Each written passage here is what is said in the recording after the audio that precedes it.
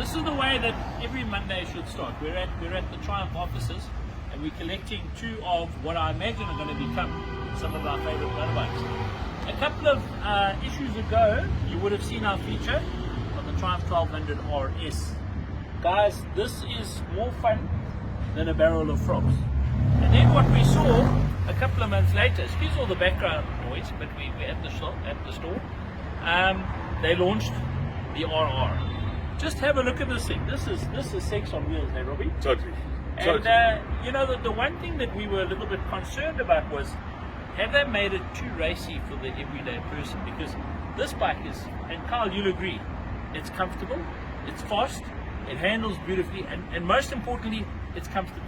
And you can still, look, if you want to, you can put it around the track and it can hold itself around the track. 100%. A very big key point for this specific nature motorcycle. Absolutely. But what a lot of people don't like about nakeds is this. Because they say, well, you know, if you're not tough like us oaks and have big arms like this, Yeah, true story. you tend to flap around a little bit. So Triumph came back and said, well, how about the RR? I have to say it's one of the prettiest motorbikes I've seen launched in the last couple of years. Yeah, It's really beautiful. by far. But our worry is that they've made it now too racy. Rob, can you talk us through now? Bear in mind we haven't ridden it yet, so it's just an assumption. We'll tell you after the test today what we think.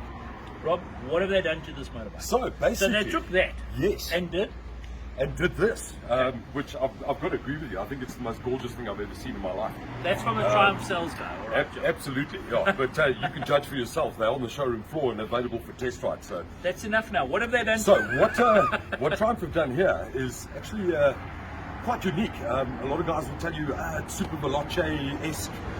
Yeah, I suppose to a degree. What Triumph have done here, I suppose, is the easiest way to describe it would be a neo semi-naked cafe racer on the back of a high-powered hyper sport bike. So all the Triumph really have done is give you something, I suppose, a little bit more classy, not taking away any of the animal instinct of the original RS. Okay. Now, the original RS 1200 obviously launched as our new hyper naked 198 kgs wet, 180 horsepower.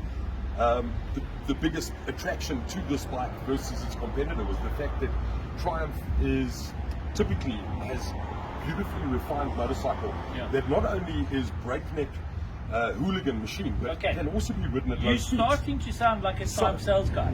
As I would. Robbie, in Afrikaans, kan jy net vir ons verwys watter verskillende dinge is op hierdie fiets So compared to that? what Triumph have done exactly the RS is the RR. Yes. With the exception of now added TTX full electronic suspension, full Ohlins electronic front and rear. They've also added, as you would clearly see, is obviously the retro style Dunstall fairing on the front, the semi-naked type fairing. Bikini fairing, and I love the LED. And I love the LED effect. We've got obviously the bobber and the rocket style round kind of retro headlights on the front, and just laden in extra carbon fiber. Okay. Which you'll notice all over. The RS only has the carbon fiber front fender. This bike, all the trimmings from the inside of the dash, all the trimmings below the fairings, underneath the fuel tank, and of course on the radiator shroud, all that genuine carbon fiber as you'd expect from a Triumph. So the biggest difference is the seating position. Handlebars about 2 centimeters lower than you'd find on the flat. I see they fat bar. put clip-ons here.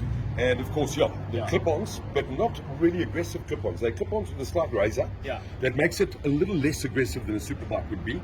Brilliant. And the only other change, obviously, would be the foot pegs. You know, with you further leaned over the tank, you're going to need to push your feet a little bit further back. So they've moved the foot pegs further back, dropped the handlebar down, but without making it too aggressive and too superbike. Okay, but we'll tell you guys about that. Absolutely. Robbie, engine, horsepower figures. Exactly the same bike. Yeah. So identical to the RS, no technical change whatsoever. That's wonderful. Because in my opinion, and Carl will agree with you, that was a winner from out of the box. It's a fantastic package. You can't.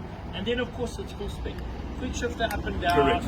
All the rider modes. Built-in Bluetooth connectivity, so you can connect your phone by downloading an application. Connect your phone to the bike, enable music, enable telephone calls, enable GPS. Excellent. If you ride with a GoPro camera, it's even GoPro compatible as well, and that is shared between both models. That's brilliant. Okay.